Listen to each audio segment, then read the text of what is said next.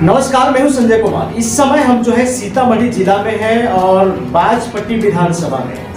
बाजपट्टी विधानसभा का जो है आरजेडी के विधायक हैं और तमाम मुद्दों पर जो है हमेशा विधायक जी हो या चाहे मुखिया जी हो, ये लोग जो है आगे आते हैं और समाज को देखने का या फिर जो भी व्यवस्था है उन पर हमेशा आवाज़ उठाते हैं।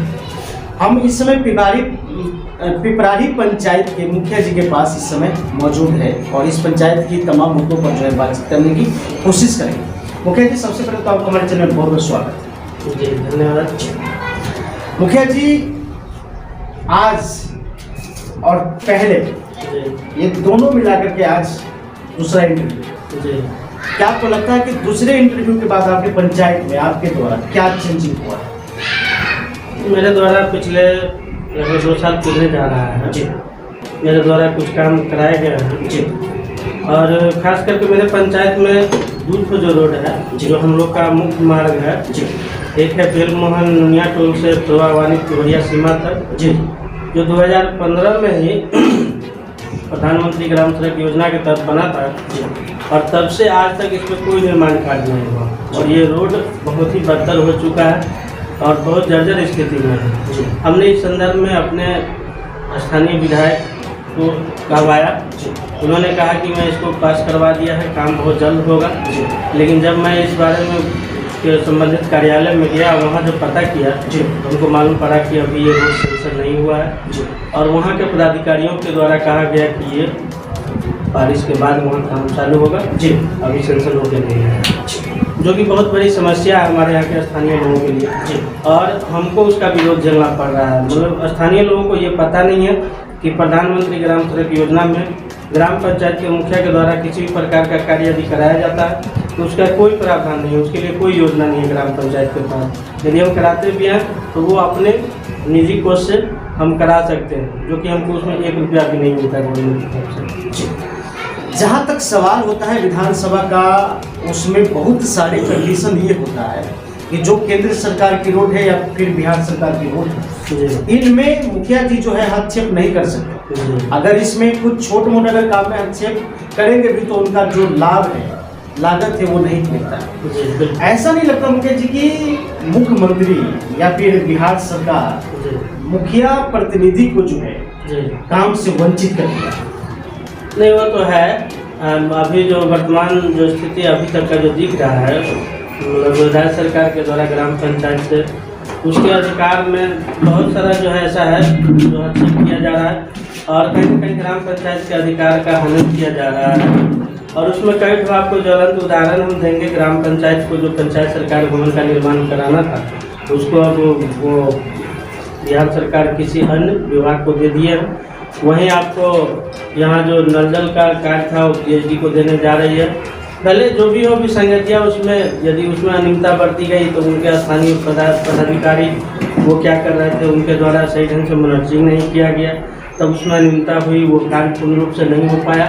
मैं मानता हूँ कि उसमें गड़बड़ी हुई, लेकिन क्यों हुआ? आपके पदाधिकारी जो प्रखंड लेवल पे हैं उन लोगों को सही ढंग से मॉनिटरिंग यदि उन लोगों के द्वारा किया जाता तो ऐसा स्थिति नहीं होता।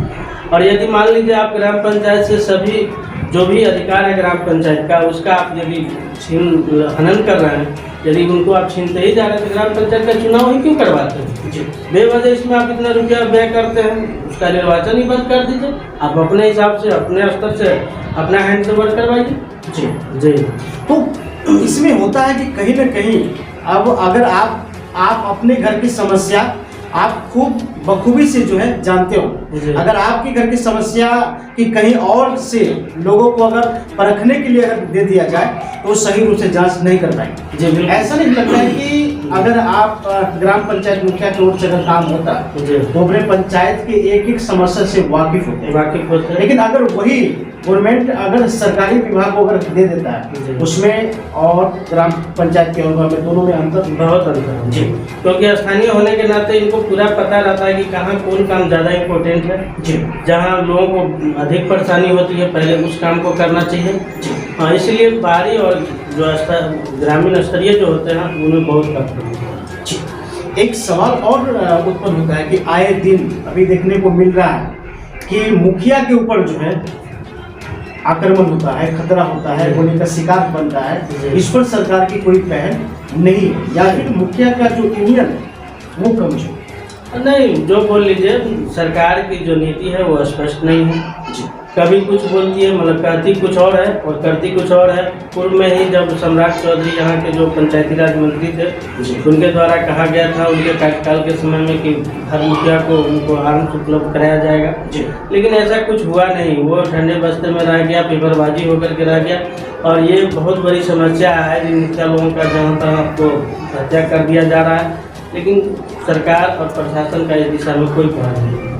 जैसे कि आप लोग भी जो है सोशल मीडिया का देखते हैं या फिर टीवी चैनल देखते हैं, आए दिन इतनी सारी मुखियों को जो है गोली का शिकार बनना पड़ता है कि अब जो है क्या करे ना करे, ये एक सवाल जो है बन करके रह गया है। क्या आपको लगता है जिस प्रकार से जनप्रतिनिधि के ऊपर हमला होता है, उसी ये देखने को मिलता है कि बिहार में जो है अपराधियों की वर्चस्व ज़्यादा है? हाँ, बढ़ गई है। इधर आकर के बिहार में अपराधियों का वर्चस्व बढ़ गया है, और बेखौफ होकर के जब जिस समय चाहता है कोई घटना का अंजाम दे देता है। अभी हाल फिलहाल बेगूसराय ऐसी कोई जिला है जहाँ एक मुखिया जी को दिन दहाड़े गोली मार कर हत्या कर दिया गया है।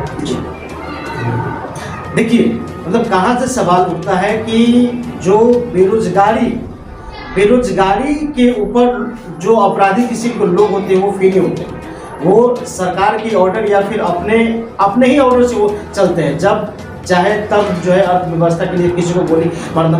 अच्छा मुखिया जी, सबसे पहले एक और सवाल हम आपसे करना चाहेंगे, क्या आपको लगता है कि पंचायती राज में जितने सारे मटेरियल आ रहे हैं उस मटेरियल का गवर्नमेंट की ओर से रेट कुछ और है, लेकिन मार्केट वाइज रेट कुछ और है? सही बात। मतलब इसमें क्या बढ़ोतरी होना चाहिए? नहीं, इसमें भी सरकार को विचार करनी चाहिए। यदि आप जनप्रतिनिधि के ऊपर अंगुल उठा रहे हैं, आप निशाने पे, चाहे वो स्थानीय लेवल पे हो, आम आवाम के नज़र में हो, जनप्रतिनिधि सबके नज़र में होते हैं, निशाने पे होते हैं, लेकिन यहाँ गवर्नमेंट या उनका जो विभाग, जिस विभाग से हम लोग को राशि मुहैया कराया जाता है, हम लोग का जो प्राकलन बनता है, उसमें इस तरह का संशोधन होना चाहिए कि वर्तमान बाजार मूल्य सामग्री का क्या है, और उस हिसाब से उस प्राकलन में प्रावधान देना चाहिए, ताकि हम लोग को कार्य कराने में कठिनाई नहीं होगा और गुणवत्तापूर्ण कार्य भी होगा। जी, यहाँ एक और भी है कि मनरेगा योजना सरकार का बहुत बड़ा योजना जी। मनरेगा योजना के तहत अभी जो न्यू योजना है, क्या क्या आप लोगों के पास आया है?